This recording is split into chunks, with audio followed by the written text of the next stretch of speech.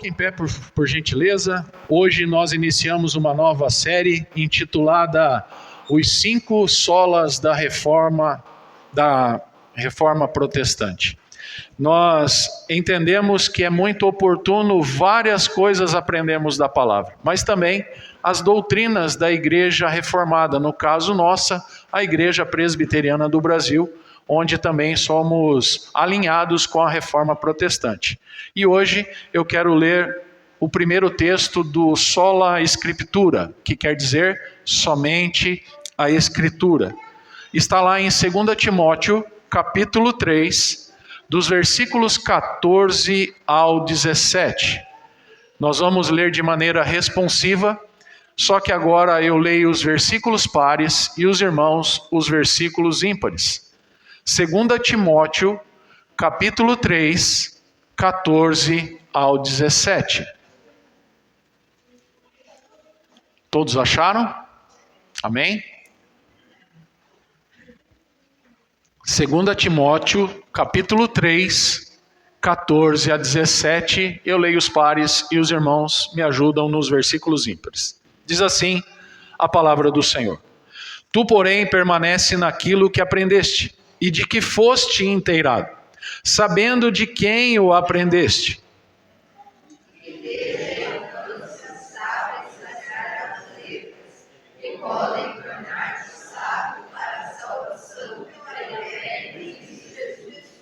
Toda a Escritura é inspirada por Deus e útil para o ensino, para a repreensão, para a correção e para a educação na justiça.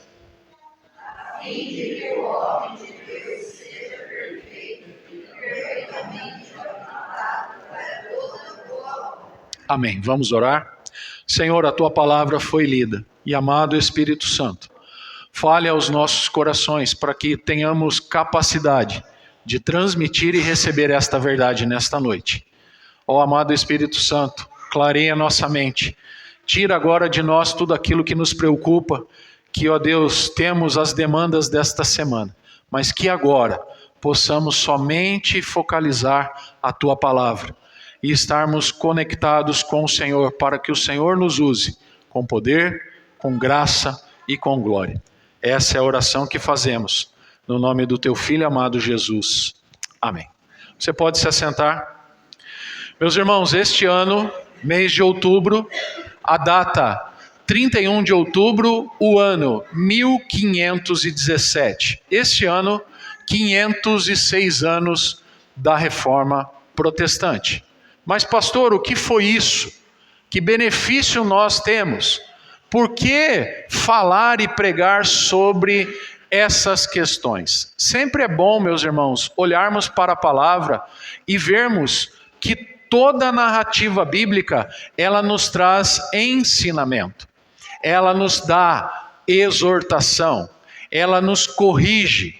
Ela fala ao nosso coração. Por isso, nada mais justo e nada mais oportuno do que olharmos para a palavra do Senhor nesses 5 domingos que teremos neste mês de outubro. Hoje, o primeiro sola da Reforma, Sola Scriptura. Sola em latim e Scriptura em latim quer dizer somente. Somente a Escritura, somente a fé, somente a graça, somente Cristo e somente a Deus a glória.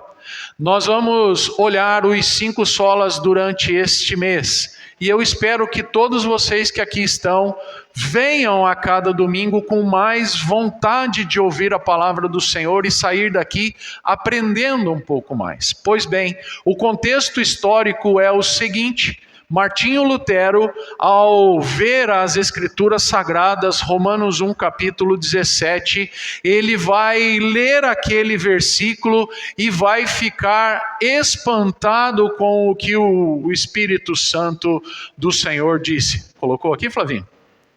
Vamos ler ali? Romanos 1, 17. Diz assim: a fim de que o homem de Deus...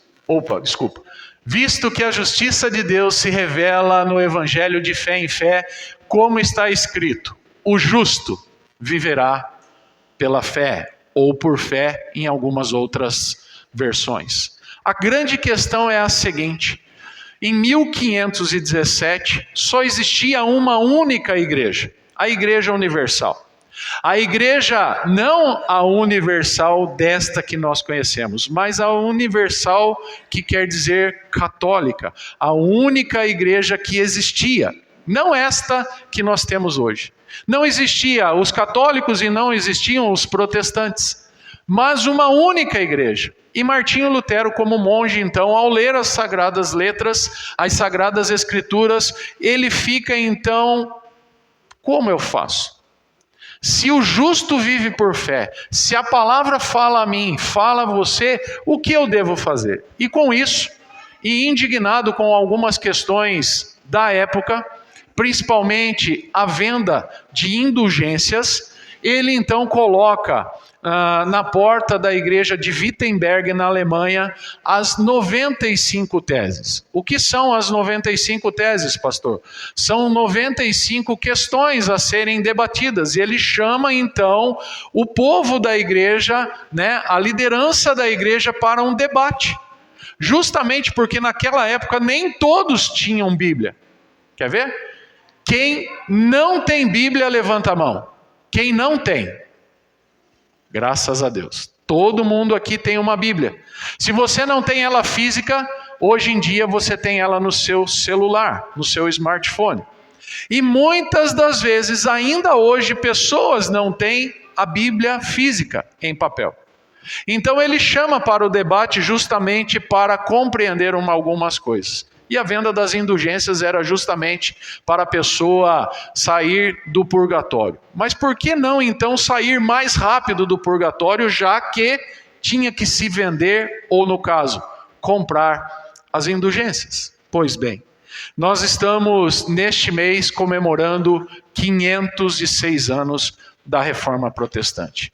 Alguém pagou o preço lá atrás. Não estou falando o preço de Cristo Jesus, porque esse ninguém consegue pagar. Mas alguém se, aspas, rebelou para entender e compreender um pouco o que a palavra estava dizendo. Então ele vai e olha o propósito das Escrituras Sagradas. E ao olhar o propósito das Escrituras Sagradas, nós temos o texto que acabamos de ler. 2 Timóteo, na verdade, a primeira e a segunda carta, Timóteo é o filho na fé de Paulo. Mas antes de Paulo, em Atos capítulo 9, nós temos Saulo de Tarso. E o prazer de Saulo de Tarso era perseguir e matar os cristãos da época.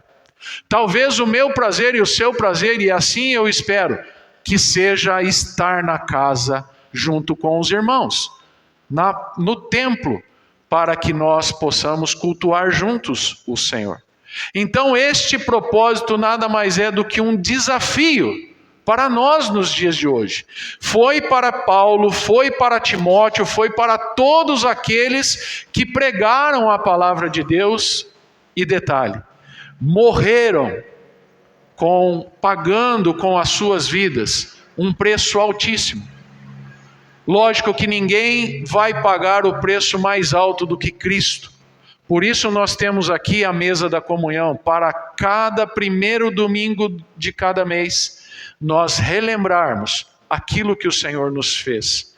Então, as Escrituras Sagradas, o sola Escritura, ela é o fundamento para que todo homem de Deus, e este homem não é o gênero masculino, mas sim o ser humano, homem e mulher, possa então usufruir e servir uns aos outros com alegria. Se nós podemos então colocar alguns pontos importantes, eu quero pelo menos citar 3 nesta noite. E o primeiro é o seguinte: as Sagradas Escrituras, o sola Escritura, serve de propósito ou ao propósito da revelação. E essa revelação é justamente o tripé da nossa fé. Porque a palavra de Deus, ela é revelada, iluminada e inspirada pelo próprio Deus. juntamente com a nossa fé reformada, com os pilares, os 5 solas, que hoje nós estamos falando o primeiro, e na sequência dos outros domingos, os outros 4, nós também não podemos esquecer disso, que a Bíblia Sagrada, ela revela, a palavra de Deus revela sobre Deus, primeiro, a sua pessoa, quem Ele é, Deus Pai, Deus Filho e Deus Espírito Santo. Por isso nós precisamos ir para Gênesis, capítulo 1, versículo 1. Mas antes de Gênesis, quando Deus Pai, Deus Filho e Deus Espírito Santo se reúnem para formar tudo isso que nós conhecemos, chamado planeta Terra, chamado galáxia, chamado universo, eles então vão determinar tudo na nossa vida. E sabiam que hoje, dia 1º de outubro de 2023, nós todos, cada um aqui com o seu nome, estaríamos reunidos, porque isso é pré-determinado dele.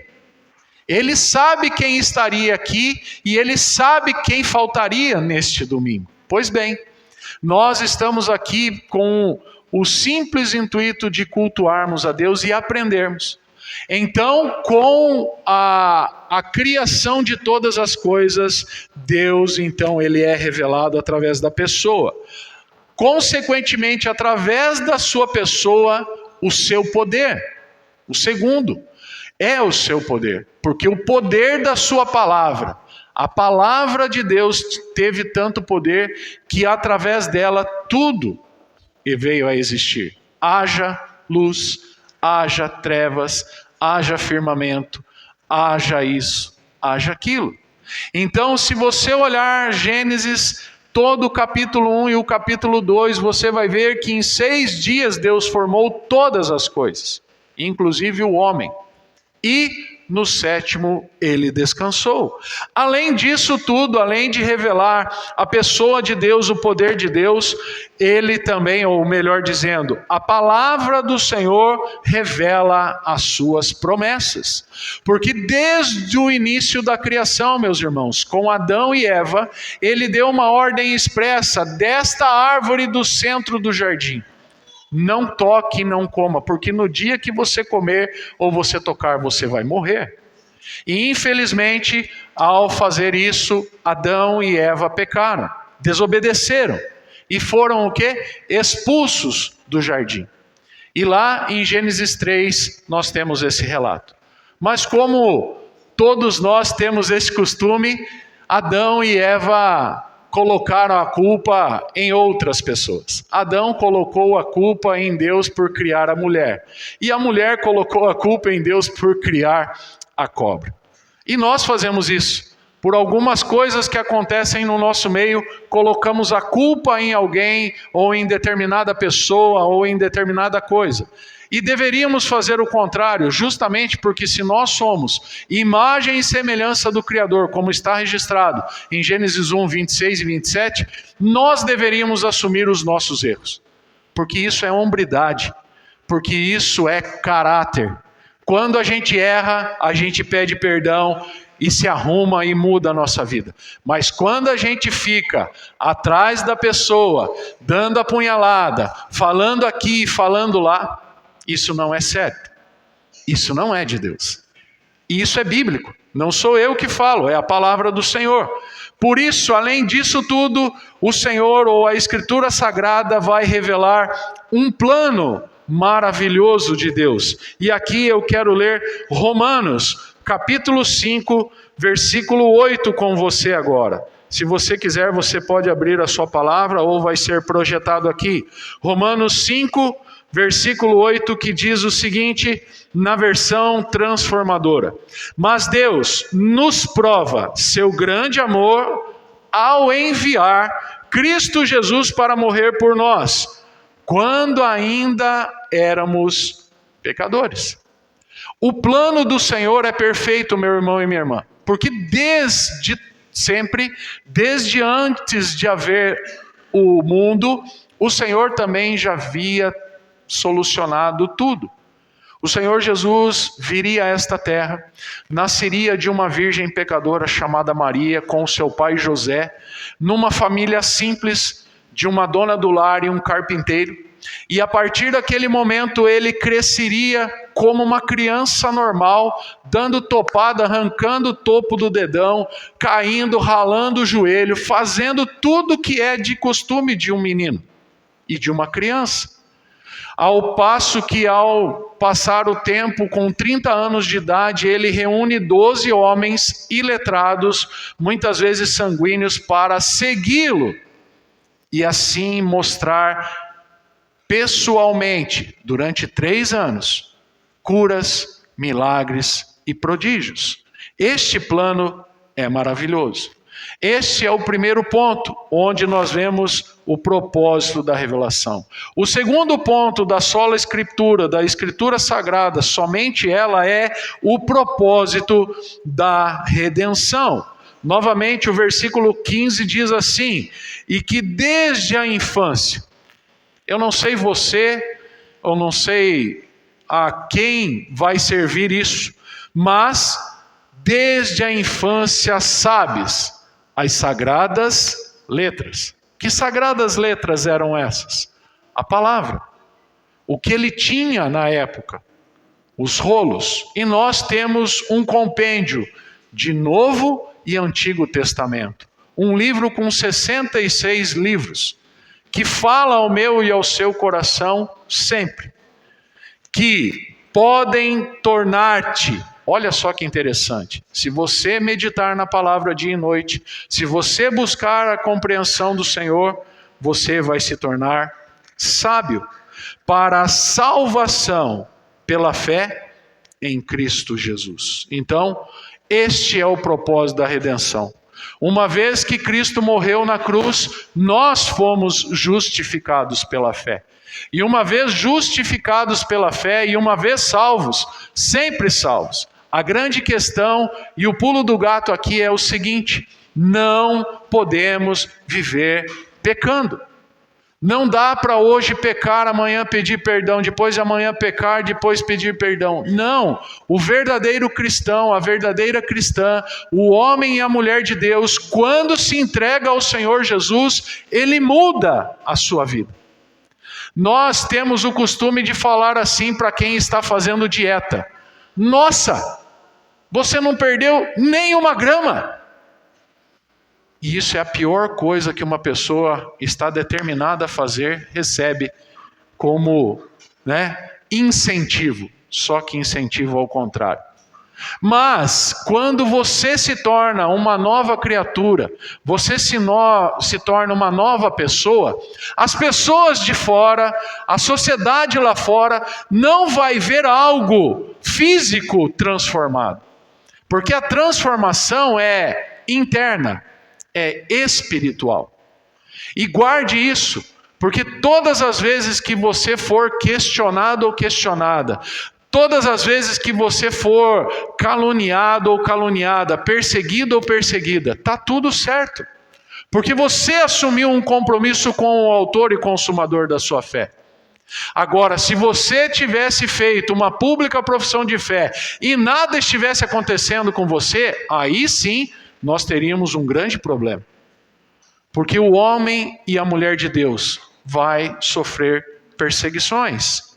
E isso nos mostra o propósito da redenção, porque somos mal desde o nosso nascimento. Salmos 51:5.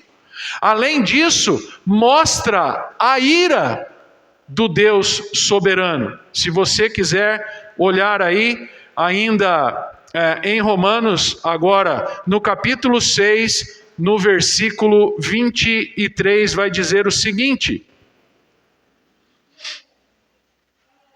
pois o salário do pecado é a morte, mas a dádiva de Deus é a vida eterna, em Cristo Jesus, nosso Senhor. Mas também o Senhor Jesus demonstra o valor de uma alma, quando ele diz que o Senhor Deus entregou Jesus Cristo, seu único Filho, para morrer e para que todo aquele que nele cresce não perecesse, mas tivesse a vida eterna. João 3,16. E além disso, ele mostra o verdadeiro caminho da redenção, que é o próprio Senhor Jesus. Eu sou o caminho, eu sou a verdade e eu sou a vida. E ninguém vai ao Pai a não ser por mim. Marcelo? De jeito nenhum. Jesus Cristo.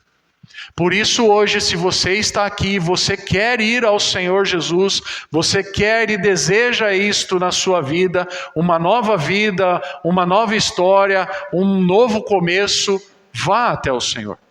Vá a Ele, se confesse, se arrependa, entregue sua vida ao Senhor, porque tudo mais Ele fará. E Ele vai continuar te abençoando, Ele vai continuar te conduzindo. O primeiro propósito da revelação, o segundo propósito da redenção, e só a Escritura, ou somente a Escritura Sagrada serve de propósito de reforço. E aqui os versículos 16 e 17 novamente. Toda a Escritura, que Escritura é essa palavra de Deus, toda, de Gênesis a Apocalipse, Novo e Antigo Testamento, é inspirada por Deus. Também é útil para o ensino, também é para a repreensão, para a correção e para a educação na justiça, a fim de que o homem de Deus, não é o homem gênero masculino, mas homem e mulher, ser humano, seja perfeito e perfeitamente habilitado para toda boa obra. Este reforço nada mais é do que uma lembrança que eu e você devemos ter. Onde pensamos e ao pensar devemos agir conforme a Escritura Sagrada. Conforme aquilo que os nossos pais deixaram para que possamos dar continuidade. Principalmente para essas crianças que aqui estão nesta noite. Para que eles possam crescer e não se desviar do caminho do Senhor. Para que eu e você continuemos firme no projeto de busca do Senhor. De viver a verdade e pregar somente a verdade. E que a nossa vida seja realmente um reflexo daquilo que Cristo é para nós. Justamente quando Moisés subia no monte, lá no Antigo Testamento, quando ele foi convocado pelo Senhor para libertar o povo, ele tinha conversas com o Deus Todo-Poderoso, o Yahvé. E quando ele descia do Monte Sinai, muitas vezes, as pessoas, aquele povo que estava reunido, via algo diferente em Moisés. Ele resplandecia a glória do Deus Altíssimo. A pergunta que não quer calar é, ao sairmos da igreja, ao sairmos das reuniões, dos encontros, nós resplandecemos quem? Isso deve ser pensado, meu irmão e minha irmã, porque você deve sair daqui com um único objetivo, de pregar a palavra do Senhor, mesmo que você não abra a sua boca. O jeito de você se portar, como você está com os seus vizinhos, familiares que não são crentes, com os seus amigos de trabalho, com os seus colegas na escola e na faculdade, onde você estiver, você deve refletir, porque esse é o propósito que o Senhor tem para nós. A Bíblia Sagrada, a palavra de Deus, essa que está na sua mão, é um livro de regras. E somente aquele que entende o que Jesus fez por cada um de nós, segue literalmente essas regras. Mas não é a regra da lei mosaica, aonde tinha peso na vida das pessoas. Não. Mas aquela que o Senhor Jesus veio revogar. Não veio revogar, veio transformar através da sua graça e misericórdia. Para que Ele, então, em Cristo Jesus, eu e você, possamos ser novas criaturas. Porque muitas vezes as diretrizes que são colocadas, que é isso, pastor? As instruções e as indicações da vida, elas não são encontradas aí em qualquer roda de amigos, mas na palavra de Deus. Você tem alguma dúvida? Você tem algum anseio? Você tem alguma questão? Vá à luz da Bíblia. Por isso, sola Escritura. Por isso, somente a Escritura Sagrada. Muitas vezes nós sabemos que não é fácil viver a vida cristã. É difícil, é penoso, é árduo, mas nada se compara com aqueles nossos irmãos e irmãs em Cristo que vivenciaram lá atrás tudo, para que hoje eu e você tivéssemos a perfeição na nossa mão. Aqueles que decidirem viver esses mandamentos e esses ensinamentos da palavra de Deus, da sola Escritura, do somente a Escritura Sagrada, com certeza serão abençoados, crescerão e frutificarão em nome de Jesus. Mas somente aqueles que entenderem tudo aquilo que o Espírito Santo está falando comigo e com você. E por fim, a conclusão é a seguinte: graças a Deus nós temos isso, que é isso, a palavra de Deus, escrita, deixada como um legado, para que possamos seguir, servir e obedecer. Deus tem nos abençoado, igreja. Deus tem abençoado cada um de nós através do registro sagrado, revelado, inspirado, iluminado por Ele mesmo. Basta você crer nesta verdade. Basta você abrir, ler e aplicar esta verdade no seu dia a dia, para que você possa ser um homem melhor, uma mulher melhor, uma criança melhor, um adolescente melhor, um jovem melhor. Mas isto está com você. Eu posso fazer por mim, eu não consigo fazer pela minha esposa e pelos meus filhos, mas eu consigo orientá-los, eu consigo direcioná-los a fazer o melhor para Deus. Então, que possamos a cada dia mais meditar nesta verdade, neste livro abençoado, amar as verdades contidas no livro sagrado e não esquecer de que uma vez que o Senhor nos fez uma promessa, Ele irá cumprir, não do meu jeito, não da minha forma e não porque eu mereço, pelo contrário. Deve ser pela forma, pela maneira e porque é Ele que detém todo o poder nas suas mãos.